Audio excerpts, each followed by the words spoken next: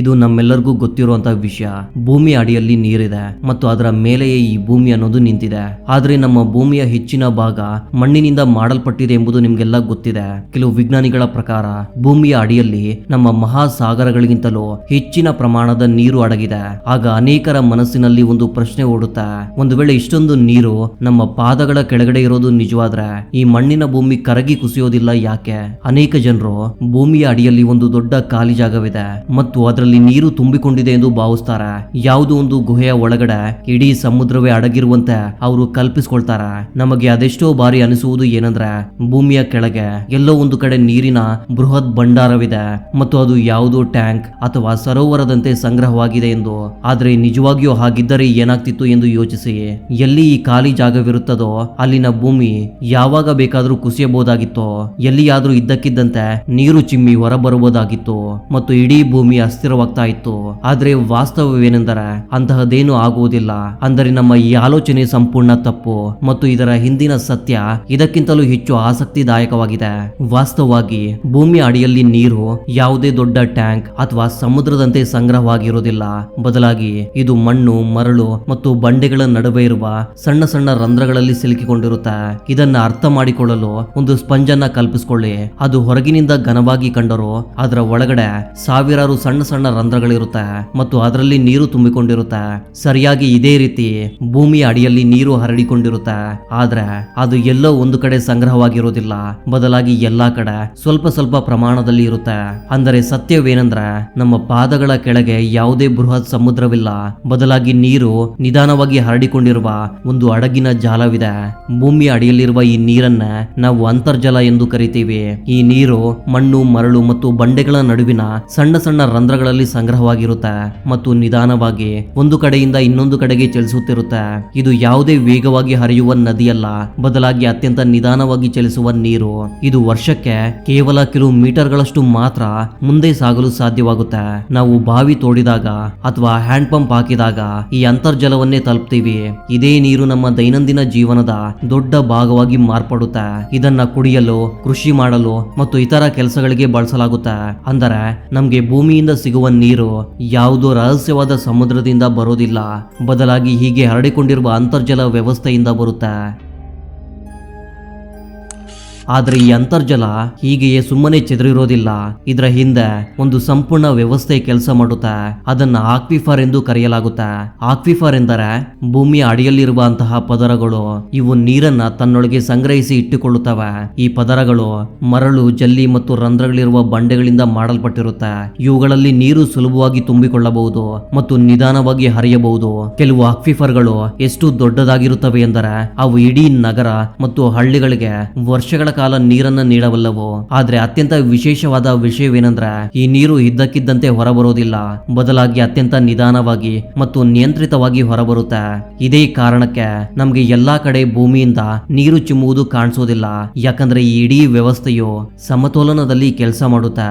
ಆದ್ರೆ ಈಗ ಅತ್ಯಂತ ದೊಡ್ಡ ಪ್ರಶ್ನೆ ಏನಂದ್ರೆ ಭೂಮಿ ಅಡಿಯಲ್ಲಿ ಅಂತಹದ್ದೇನಿದೆ ಅದು ಈ ಇಡೀ ನೀರಿನ ವ್ಯವಸ್ಥೆಯನ್ನ ಸಂಭಾಳಿಸಿ ಇಡುತ್ತದೆ. ಯಾಕಂದ್ರೆ ನೀರು ಕೆಳಗಡೆ ಹೇಗೆ ಅಡಗಿದೆ ಮತ್ತು ಅದು ಹೊರಗೆ ಏಕೆ ಚಿಮ್ಮುವುದಿಲ್ಲ ಎಂಬುದನ್ನ ನಾವು ಅರ್ಥ ಮಾಡಿಕೊಳ್ಳಬೇಕಾದ್ರೆ ನಾವು ಭೂಮಿಯ ಒಳಗಿನ ರಚನೆಯನ್ನ ಸರಿಯಾಗಿ ಅರ್ಥ ಮಾಡಿಕೊಳ್ಳಬೇಕು. ಸ್ನೇಹಿತರೆ, ಭೂಮಿ ಹೊರಗಿನಿಂದ ಎಷ್ಟು ಸಾಧಾರಣವಾಗಿ ಕಾಣಿಸ್ತದೆಯೋ ಒಳಗಿನಿಂದ ಅಷ್ಟೇ ಪದರಗಳಾಗಿ ವಿಂಗಡಿಸಲ್ಪಟ್ಟಿದೆ. ಪ್ರತಿ ಪದರಕ್ಕೂ ತನ್ನದೇ ಆದ ಕೆಲಸವಿದೆ, ತನ್ನದೇ ಆದ ತಾಪಮಾನವಿದೆ ಮತ್ತು ಈ ಪದರಗಳೇ ಒಟ್ಟಾಗಿ ಈ ಸಂಪೂರ್ಣ ವ್ಯವಸ್ಥೆಯನ್ನ ಸಮತೋಲನದಲ್ಲಿ ಇಡುತ್ತವೆ. ಅಂದರೆ ನಿಜವಾದ ಉತ್ತರ ಭೂಮಿಯ ಈ ಪದರಗಳಲ್ಲಿ ಅಡಗಿದೆ. ಭೂಮಿಯ ಅತ್ಯಂತ ಮೇಲಿನ ಪದರವನ್ನ ಕ್ರಸ್ಟ್ ಎಂದು ಕರೆಯಲಾಗುತ್ತದೆ ಮತ್ತು ಇದೇ ಭಾಗದಲ್ಲಿ ನಾವು ವಾಸಿಸ್ತೀವಿ. ನಮ್ಮ ನಗರಗಳು, ಹಳ್ಳಿಗಳು, ಮರಗಿಡಗಳು, ನದಿಗಳು ಎಲ್ಲವೂ ಇದೇ ಪದರದ ಮೇಲೆ ಇವೆ. ಭೂಮಿಯ ಅಡಿಯಲ್ಲಿ ಅಂತರ್ಜಲ ಕಂಡು ಬರುವುದು ಮತ್ತು ಅಕ್ವಿಫರ್ಗಳು ಇರುವುದು ಇಲ್ಲ. ಅಂದರೆ ನಾವು ಭೂಮಿಯಿಂದ ಹೊರತೆಗೆಯುವ ಹೆಚ್ಚಿನ ನೀರು ಇದೇ ಪದರಗಳ ಒಳಗಿನಿಂದ ಬರುತ್ತೆ. ಕ್ರಸ್ಟ್ ಪದರ ಅಷ್ಟೇನು ದಪ್ಪ ಆಗಿರೋದಿಲ್ಲ, ಆದ್ರೆ ಇದೇ ಪದರ ನಮ್ಗೆ ಅತ್ಯಂತ ಮಹತ್ವದ್ದು. ಯಾಕಂದ್ರೆ ಇಲ್ಲಿಯೇ ಜೀವನ ಸಾಧ್ಯ ಮತ್ತು ಇಲ್ಲಿಯೇ ನೀರು ಲಭ್ಯವಿದೆ. ಕ್ರಸ್ಟ್ ನ ಸರಿಯಾಗಿ ಕೆಳಗೆ ಬರುವುದು ಮ್ಯಾಂಟಲ್. ಇದು ಭೂಮಿಯ ಅತ್ಯಂತ ದಪ್ಪವಾದ ಪದರ ಮತ್ತು ಸುಮಾರು 2900 ಕಿಲೋಮೀಟರ್ ಆಳದವರೆಗೆ ಇದು ಹರಡಿಕೊಂಡಿರುತ್ತೆ. ಇಲ್ಲಿನ ತಾಪಮಾನ ಮತ್ತು ಒತ್ತಡ ಎಷ್ಟಿರುತ್ತದೆ ಎಂದರೆ ಬಂಡೆಗಳು ಸಹ ಘನರೂಪದಲ್ಲಿ ಇರೋದಿಲ್ಲ, ಬದಲಾಗಿ ನಿಧಾನವಾಗಿ ಹರಿಯುವ ಸ್ಥಿತಿಯಲ್ಲಿರುತ್ತೆ. ಇಷ್ಟೊಂದು ಆಳದಲ್ಲಿ ನೀರು ನಾವು ತಿಳಿದಿರುವ ರೂಪದಲ್ಲಿ ಇರಲು ಸಾಧ್ಯವಿಲ್ಲ. ಅದು ನದಿಯಾಗಲು ಸಾಧ್ಯವಿಲ್ಲ ಅಥವಾ ಸರೋವರದಂತೆ ಸಂಗ್ರಹವಾಗಲು ಕೂಡ ಸಾಧ್ಯವಿಲ್ಲ. ಆದ್ರೆ ಆಶ್ಚರ್ಯದ ವಿಷಯವೇನೆಂದ್ರೆ ಇಲ್ಲಿ ಒಂದು ವಿಶೇಷ ರೀತಿಯ ಖನಿಜ ಕಂಡುಬರುತ್ತೆ, ರಿಂಗ್ ವುಡೈಟ್. ಇದು ನೀರನ್ನ ತನ್ನೊಳಗೆ ಬಂಧಿಸಿಟ್ಟುಕೊಳ್ಳುವ ಸಾಮರ್ಥ್ಯ ಹೊಂದಿದೆ. ಅಂದರೆ ಮ್ಯಾಂಟಲ್ ನಲ್ಲಿ ನೀರು ಖಂಡಿತವಾಗಿಯೂ ಇದೆ, ಆದ್ರೆ ಅದು ಮುಕ್ತವಾಗಿಲ್ಲ, ಬದಲಾಗಿ ಬಂಡೆಗಳ ಒಳಗಡೆ ಅಡಗಿದೆ.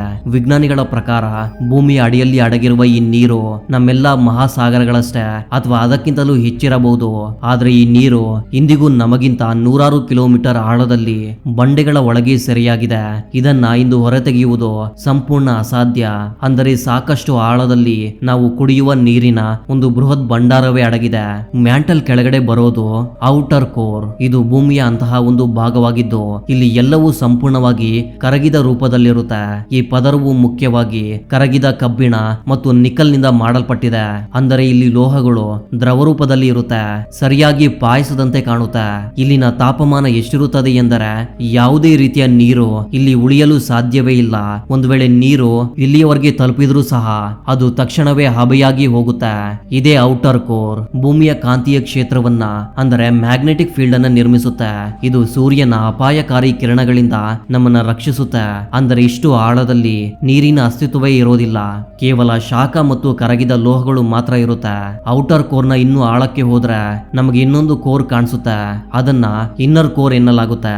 ಇದು ಭೂಮಿಯ ಅತ್ಯಂತ ಆಳದ ಮತ್ತು ರಹಸ್ಯಮಯ ಭಾಗವಾಗಿದೆ. ಇದು ಸಂಪೂರ್ಣವಾಗಿ ಘನಲೋಹದಿಂದ ಮಾಡಲ್ಪಟ್ಟಿದೆ, ಮುಖ್ಯವಾಗಿ ಕಬ್ಬಿಣ ಮತ್ತು ನಿಕಲ್ ನಿಂದ. ಆದ್ರೆ ಆಶ್ಚರ್ಯದ ವಿಷಯವೇನೆಂದ್ರೆ ಇಷ್ಟೊಂದು ತಾಪಮಾನದಲ್ಲಿದ್ದರೂ ಸಹ ಇದು ಘನರೂಪದಲ್ಲಿ ಇರುತ್ತೆ, ಯಾಕಂದ್ರೆ ಇಲ್ಲಿ ಒತ್ತಡ ಅತ್ಯಂತ ಹೆಚ್ಚಿರುತ್ತೆ. ಇದರ ತಾಪಮಾನ ಸೂರ್ಯನ ಮೇಲ್ಮೈಯಷ್ಟೇ ಇರುತ್ತದೆ ಎಂದು ವಿಜ್ಞಾನಿಗಳು ಅಂದಾಜಿಸಲಾಗಿದೆ. ಅಂದರೆ 1000 ಡಿಗ್ರಿ ಸೆಲ್ಸಿಯಸ್. ಇಲ್ಲಿ ನೀರಿಲ್ಲ ಮತ್ತು ಯಾವುದೇ ರೀತಿಯ ಜೀವನವೂ ಸಾಧ್ಯವಿಲ್ಲ.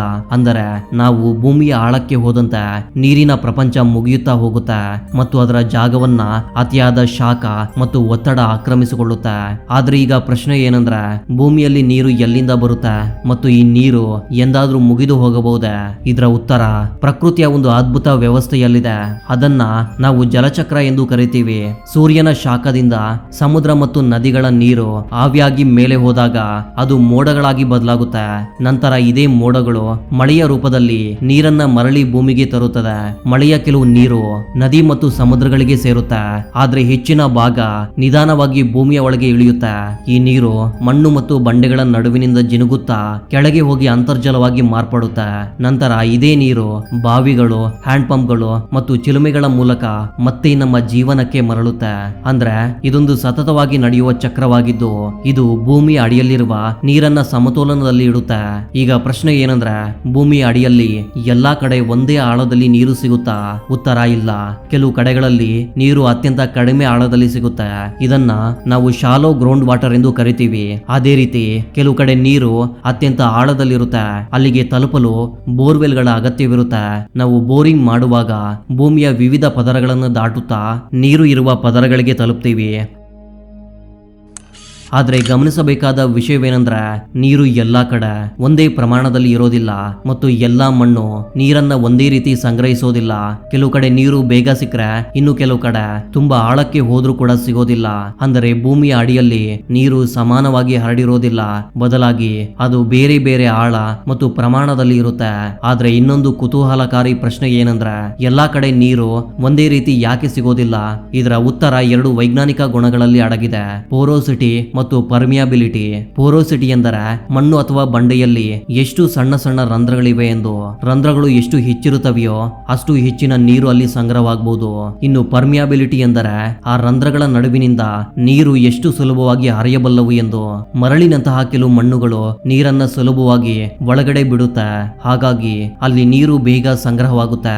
ಆದ್ರೆ ಜೇಡಿ ಮಣ್ಣಿನಂತಹ ಕೆಲವು ಮಣ್ಣುಗಳು ನೀರನ್ನ ತಡೆ ಹಿಡಿಯುತ್ತೆ, ಹಾಗಾಗಿ ಅಲ್ಲಿ ನೀರಿನ ಹರಿವು ಅತ್ಯಂತ ನಿಧಾನವಾಗಿರುತ್ತೆ. ಆಗಿರುತ್ತೆ.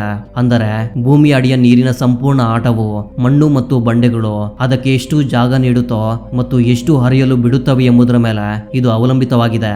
ಇಲ್ಲಿ ಇನ್ನೊಂದು ಆಶ್ಚರ್ಯಕರ ವಿಷಯವೇನೆಂದ್ರೆ ಭೂಮಿಯ ಅಡಿಯಲ್ಲಿರುವ ನೀರು ಮತ್ತು ಜ್ವಾಲಾಮುಖಿಗಳ ನಡುವೆಯೂ ಒಂದು ಆಳವಾದ ಸಂಬಂಧವಿದೆ. ನೀರು ಅತಿಯಾದ ಆಳಕ್ಕೆ ಹೋಗಿ ಬಿಸಿಯಾದ ಮ್ಯಾಗ್ಮಾದ ಸಂಪರ್ಕಕ್ಕೆ ಬಂದಾಗ ಅದು ವೇಗವಾಗಿ ಹಬೆಯಾಗಿ ಬದಲಾಗುತ್ತೆ ಮತ್ತು ಈ ಹಬೆ ವಿಪರೀತ ಒತ್ತಡವನ್ನ ನಿರ್ಮಿಸುತ್ತೆ. ಈ ಒತ್ತಡ ಎಷ್ಟಿರುತ್ತದೆ ಎಂದರೆ ಅದು ಬಂಡೆಗಳನ್ನೇ ಒಡೆದು ಹಾಕಬಲ್ಲದು. ಇದೇ ಒತ್ತಡವು ಅದೆಷ್ಟೋ ಬಾರಿ ಜ್ವಾಲಾಮುಖಿ ಸ್ಫೋಟಕ್ಕೆ ಕಾರಣವಾಗುತ್ತೆ. ಅಂದರೆ ಕೆಲವು ಸಂದರ್ಭಗಳಲ್ಲಿ ನಮಗೆ ಜೀವನ ನೀಡುವ ಇದೇ ನೀರು ಭೂಮಿಯ ಒಳಗಿನ ಶಕ್ತಿಯುತ ಸ್ಫೋಟಕ್ಕೆ ಕಾರಣವಾಗಬಲ್ಲದು. ಆದ್ರೆ ಇಂತಹ ಘಟನೆಗಳು ಎಲ್ಲಾ ಕಡೆ ನಡೆಯೋದಿಲ್ಲ, ಯಾಕಂದ್ರೆ ಹೆಚ್ಚಿನ ಕಡೆ ಈ ವ್ಯವಸ್ಥೆಯು ಸಮತೋಲನದಲ್ಲಿ ಇರುತ್ತೆ. ಸ್ನೇಹಿತರೆ, ಇದೆಲ್ಲವೂ ಕೇವಲ ಸಿದ್ಧಾಂತವಲ್ಲ, ನಿಜವಾದ ಜಗತ್ತಿನಲ್ಲಿ ಇದರ ಪರಿಣಾಮಗಳು ಸ್ಪಷ್ಟವಾಗಿ ಕಾಣಿಸ್ತವೆ. ಜಗತ್ತಿನ ಅದೆಷ್ಟೋ ಭಾಗಗಳಲ್ಲಿ ಅಂತರ್ಜಲವನ್ನ ಅಗತ್ಯಕ್ಕಿಂತ ಹೆಚ್ಚು ಬಳಸಲಾಗಿದೆಯೋ ಅಲ್ಲಿ ಭೂಮಿ ನಿಧಾನವಾಗಿ ಕುಸಿಯಲು ಪ್ರಾರಂಭಿಸಿದೆ. ಉದಾಹರಣೆಗೆ ಮೆಕ್ಸಿಕೋ ಸಿಟಿ, ಅಲ್ಲಿ ಇಡೀ ಭೂಮಿ ವರ್ಷದಿಂದ ವರ್ಷಕ್ಕೆ ಕೆಳಗೆ ಸರಿಯುತ್ತಿದೆ ಮತ್ತು ಕಟ್ಟಡಗಳಲ್ಲಿ ಬಿರುಕುಗಳು ಕಾಣಿಸ್ತಾ ಇವೆ. ಅದೇ ರೀತಿ ಕ್ಯಾಲಿಫೋರ್ನಿಯಾದಲ್ಲೂ ಅಂತರ್ಜಲದ ಅತಿಯಾದ ಬಳಕೆಯಿಂದ ಭೂಮಿಯಲ್ಲಿ ಬದಲಾವಣೆಗಳು ಕಂಡು ಬಂದಿವೆ. ನಾವು ಅಗತ್ಯಕ್ಕಿಂತ ಹೆಚ್ಚು ಅಂತರ್ಜಲವನ್ನ ಹೊರತೆಗೆದು ಭೂಮಿಗೆ ಅದನ್ನ ಮರುಪೂರ್ಣ ಮಾಡಲು ಸಮಯ ನೀಡದೇ ಇದ್ರೆ ನಿಧಾನವಾಗಿ ಅಕ್ವಿಫರ್ಗಳು ಖಾಲಿಯಾಗತೊಡಗುತ್ತೆ. ಇವು ಖಾಲಿಯಾದಾಗ ಮೇಲಿನ ಭೂಮಿಗೆ ಆಧಾರ ನೀಡುವ ಪದರಗಳು ದುರ್ಬಲಗೊಳ್ಳುತ್ತೆ. ಪರಿಣಾಮವಾಗಿ ಭೂಮಿ ಕುಸಿಯುತ್ತೆ, ಬಾವಿಗಳು ಒಣಗುತ್ತೆ ಮತ್ತು ನೀರಿನ ಅಭಾವ ತಲೆದೋರುತ್ತದೆ. ಹಲವು ಕಡೆಗಳಲ್ಲಿ ಪರಿಸ್ಥಿತಿ ಎಷ್ಟೊಂದು ಗಂಭೀರವಾಗುತ್ತದೆ ಎಂದರೆ ಜನರು ಕುಡಿಯುವ ನೀರಿಗಾಗಿ ಕೂಡ ಯುದ್ಧ ಮಾಡಬೇಕಾಗುತ್ತೆ. ಅಂದರೆ ನಮಗೆ ಜೀವನ ನೀಡುವ ನೀರೇ ಒಂದು ವೇಳೆ ಮುಗಿಯತೊಡಗಿದ್ರೆ ನಮ್ಮ ಇಡೀ ಜೀವನವೇ ಅಪಾಯಕ್ಕೆ ಸಿಲುಕಬಹುದು. ಸ್ನೇಹಿತರೆ, ನೀವು ಗಮನಿಸಿರಬಹುದು, ಬೇಸಿಗೆಯಲ್ಲಿ ನಾವು ಪಂಪ್ ನಿಂದ ನೀರು ತೆಗೆದ್ರೆ ಅದು ತಂಪಾಗಿ ಬರುತ್ತದೆ ಮತ್ತು ಅದೇ ನೀರನ್ನ ಚಳಿಗಾಲದಲ್ಲಿ ತೆಗೆದ್ರೆ ಅದು ಬಿಸಿಯಾಗಿ ಬರುತ್ತದೆ. ವಾಸ್ತವವಾಗಿ ನೀರು ಯಾವಾಗ್ಲೂ ಬಿಸಿಯಾಗಿ ಬರಬೇಕು, ಯಾಕಂದ್ರೆ ಅದು ಭೂಮಿಯ ಒಳಗಿದೆ ಮತ್ತು ಭೂಮಿ ಒಳಗಿನಿಂದ ಬಿಸಿಯಾಗಿದೆ. ಆದ್ರೆ ಸ್ನೇಹಿತರೆ, ಭೂಮಿಯ ಅಡಿಯ ನೀರಿನ ತಾಪಮಾನ ಯಾವಾಗ್ಲೂ 20 ರಿಂದ 25 ಡಿಗ್ರಿ ಸೆಲ್ಸಿಯಸ್ ಅಷ್ಟೇ ಇರುತ್ತೆ. ಬೇಸಿಗೆಯಲ್ಲಿ ಹೊರಗಿನ ತಾಪಮಾನ 40 ರಿಂದ 45 ಡಿಗ್ರಿ ಹೋಗಿರುತ್ತೆ. ಆದ್ರೆ ನೀರು ಮೊದಲೇ 20 ರಿಂದ 25 ಡಿಗ್ರಿ ಆಸುಪಾಸಿನಲ್ಲಿ ಇರೋದ್ರಿಂದ ಅದು ನಮ್ಗೆ ತಂಪಾಗಿ ಅನ್ಸುತ್ತೆ. ಇನ್ನು ಚಳಿಗಾಲದಲ್ಲಿ ಹೊರಗಿನ ತಾಪಮಾನ 5 ರಿಂದ 10 ಡಿಗ್ರಿಗೆ ಇಳಿದಿರುತ್ತೆ ಮತ್ತು ನೀರಿನ ತಾಪಮಾನ 20 ರಿಂದ 25 ರಷ್ಟೇ ಇರುತ್ತೆ. ಆದ್ದರಿಂದ ಅದು ನಿಮ್ಗೆ ಬಿಸಿಯಾಗಿ ಅನ್ಸುತ್ತೆ. ಭೂಮಿಯ ಅಡಿಯಲ್ಲಿರುವ ಕೆಲವು ನೀರು ಸಾವಿರಾರು ವರ್ಷಗಳದ್ದಲ್ಲ, ಬದಲಾಗಿ ಲಕ್ಷಾಂತರ ವರ್ಷಗಳಷ್ಟು ಹಳೆಯದು. ಅಂದರೆ ನೀವು ಇಂದು ಬಳಸುತ್ತಿರುವ ನೀರು ಮನುಷ್ಯನ ಅಸ್ತಿತ್ವವೇ ಇಲ್ಲದ ಕಾಲದಿಂದಲೂ ಈ ಭೂಮಿಯಲ್ಲಿ ಇದೆ. ಮತ್ತು ಇದಕ್ಕಿಂತಲೂ ಹೆಚ್ಚು ಆಶ್ಚರ್ಯದ ವಿಷಯವೇನೆಂದ್ರೆ ಭೂಮಿಯ ಮೇಲಿರುವ ನೀರಿನ ಪ್ರತಿ ಹನಿಯು ಅದೆಷ್ಟೋ ಬಾರಿ ಈ ಜಲಚಕ್ರದ ಭಾಗವಾಗಿದೆ. ಅಂದ್ರೆ ಇಂದು ನಿಮ್ಮ ಗ್ಲಾಸ್ ನಲ್ಲಿರುವ ನೀರೇ ಯಾವುದೋ ಕಾಲದಲ್ಲಿ ಮೋಡವಾಗಿತ್ತು, ಯಾವುದೋ ನದಿಯಲ್ಲಿ ಹರಿಯುತ್ತಿತ್ತು ಮತ್ತು ಬಹುಶಃ ಡೈನೋಸರ್ಗಳ ಕಾಲದಲ್ಲೂ ಅಸ್ತಿತ್ವದಲ್ಲಿ ಇತ್ತು. ಅಂದ ಹಾಗೆ ಸ್ನೇಹಿತರೆ, ನೀವು ಯಾವ ಜಿಲ್ಲೆಯವರು ಮತ್ತು ನಿಮ್ಮಲ್ಲಿ ಎಷ್ಟು ಆಳದಲ್ಲಿ ನೀರು ಸುಲಭವಾಗಿ ಸಿಗುತ್ತದೆ ಎಂಬುದನ್ನ ಕಾಮೆಂಟ್ ಮಾಡಿ ಖಂಡಿತ ತಿಳಿಸಿ. ಇದೇ ರೀತಿಯ ಮತ್ತೊಂದು ಇಂಟ್ರೆಸ್ಟಿಂಗ್ ಆದ ವಿಡಿಯೋದ ಜೊತೆಗೆ ಮತ್ತೆ ಸಿಗೋಣ. ಅಲ್ಲಿವರೆಗೂ ಜೈ ಹಿಂದ್, ಜೈ ಕರ್ನಾಟಕ.